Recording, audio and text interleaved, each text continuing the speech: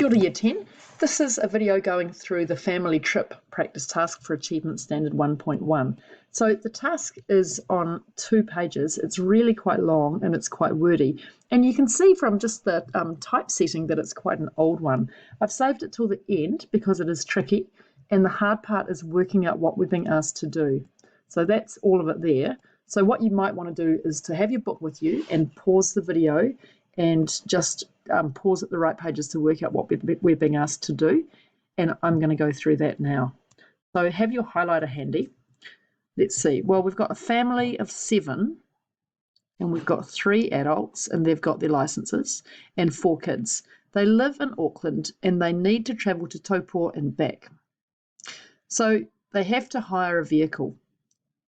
And it turns out that that's what this task is all about. It's not about everything they do when they get to Taupo, and it's not about the motel or going out for dinner or any of that stuff. It's just about what they should do to get there.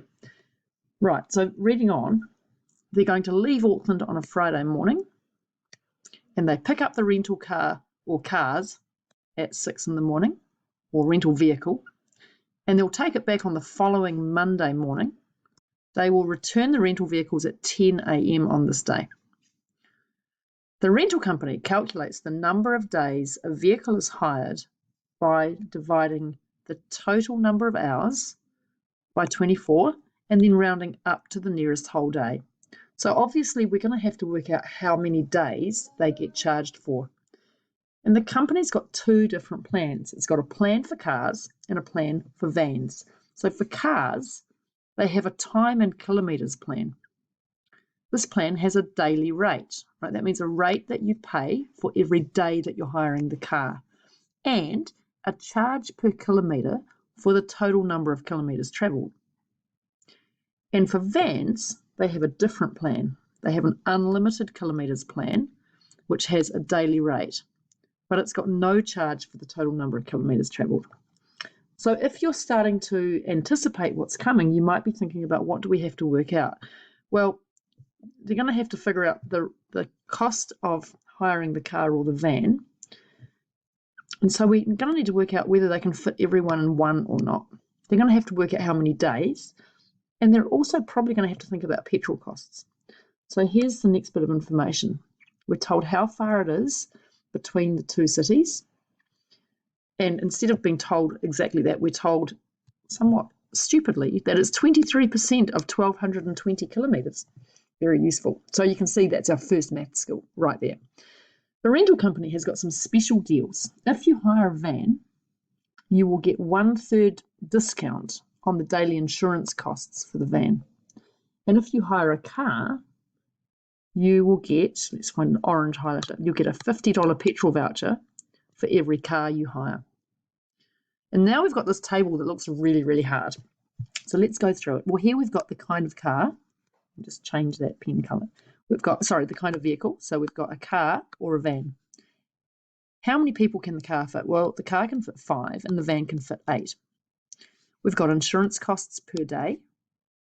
Now, for the car, we've got the daily rate and the charge per kilometres. For the van, we've got nothing here because that's not how van charges work, right? So there's nothing to work out there. For the van, we pay this amount per day and we can go as many kilometres as we want. Then the next thing we have to work out, as well as the hireage, they're going to have to pay for the fuel, right? And the car uses petrol, so that's the petrol information. And then the van uses diesel, and that's the diesel information. And we're told that there's an excluding GST calculation. So you can see lots of math skills lurking in here, but first we have to figure out what we've got to do. And our task is to decide the option that you think they should choose and state why, right? And the family has figured out that they've got 2 options, and they also decide that each option has its good points and its bad points. So you can see that I'm already 5 minutes into this video and I haven't even started to write anything down yet. And that's how you should be in the internal.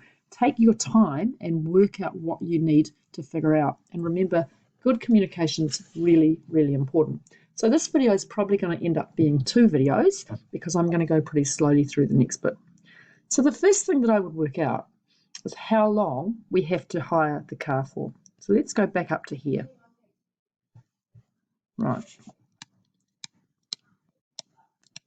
So I'm going to write a heading, number of days hired. This is mucky. They're taking the car from 6 a.m. on a Friday until 10 a.m. on a Monday. So you can think of a little number line. The way I did it is 6 a.m. Friday. We've got to work out how many hours the car's away from the rental car company.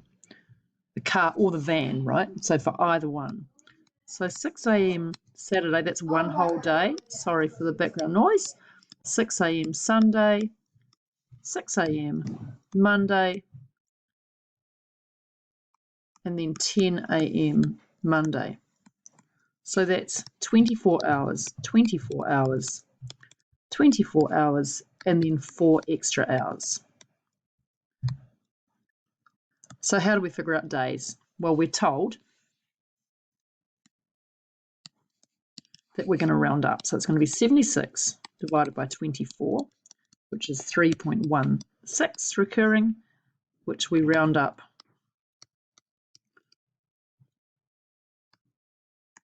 And this is how it actually does work in real life, right? So we're rounding up to 4 days. So they're going to have to pay 4 days worth of hire. Okay, now they've got 2 options. So let's give them names. We're going to call it option 1, car. Option 2, van. So if they take a car, they can only fit 5 people in one car.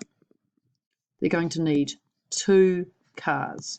Now, I haven't done a whole lot of calculations to show that. It's not like one of the practice tasks we did with how many motel rooms did we need.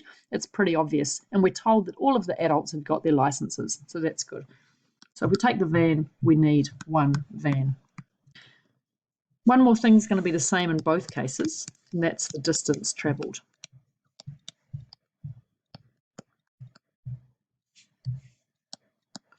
We're told, let's have a look. I think it's over here. Yep, we're told on here that the distance is 23% of 1,220 kilometres. So let's go back to where I was doing my working. 23% as a decimal is 0.23 times 1,220, and that equals 280.6 kilometres.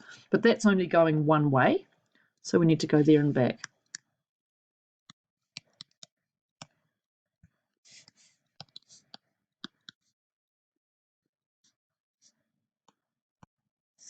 That gives me 561.2 kilometres. Okay, so now let's get into what we've got for option 1, which is the car.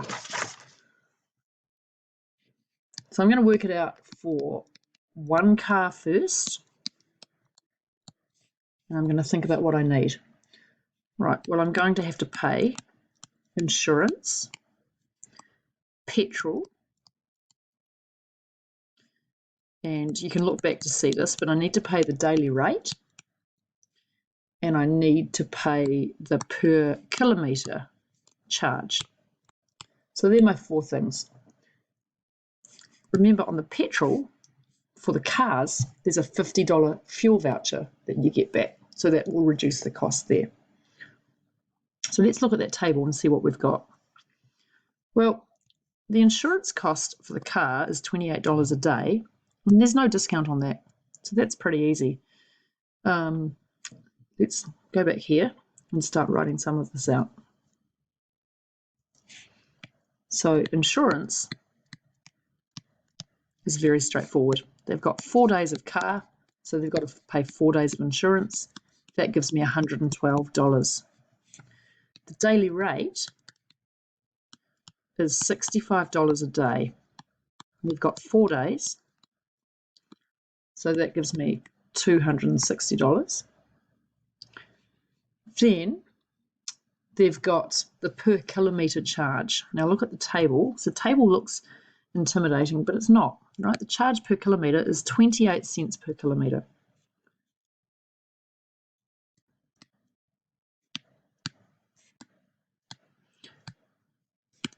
And I'm going to use the exact value here of how many kilometres they're doing. But when we get up to thinking about how this problem could change, this is one of the factors that I might want to look at because they might go a bit further afield once they get to tupō. So I've rounded that to the nearest cent.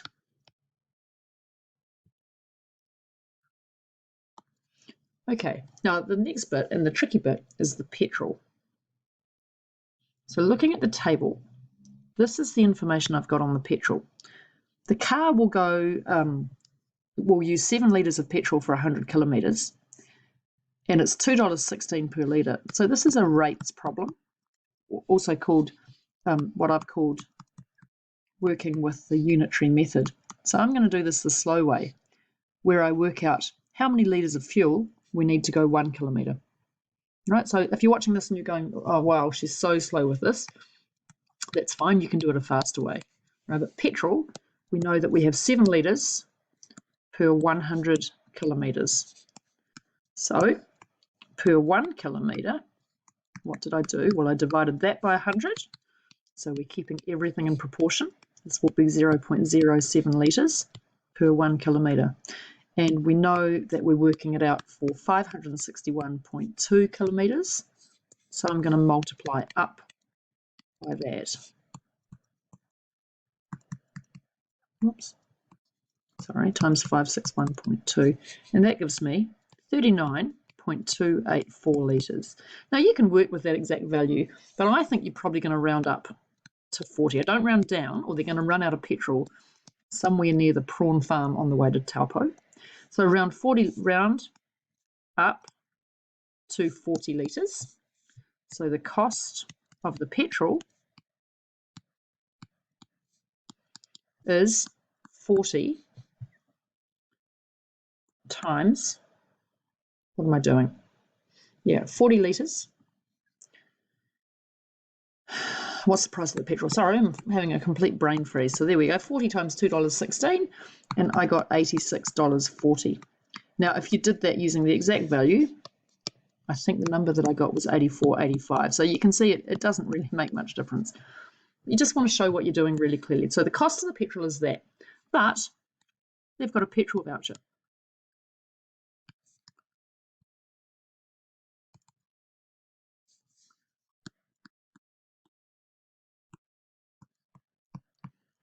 So after the petrol voucher, it's going to cost them this much.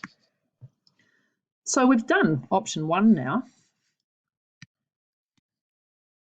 Let's have a look. One car will cost 112 plus 260 plus 157.40 plus 36.40, and that equals $565.54. So for 2 cars,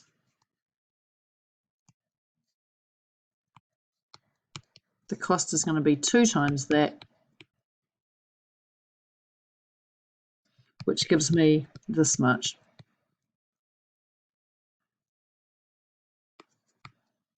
Okay, now I've got 1.5 minutes left, so it seems like this is probably a good time for me to break the video up, and then I'm going to come back and I'm going to do van charges, and I'm also going to do discussion of some factors.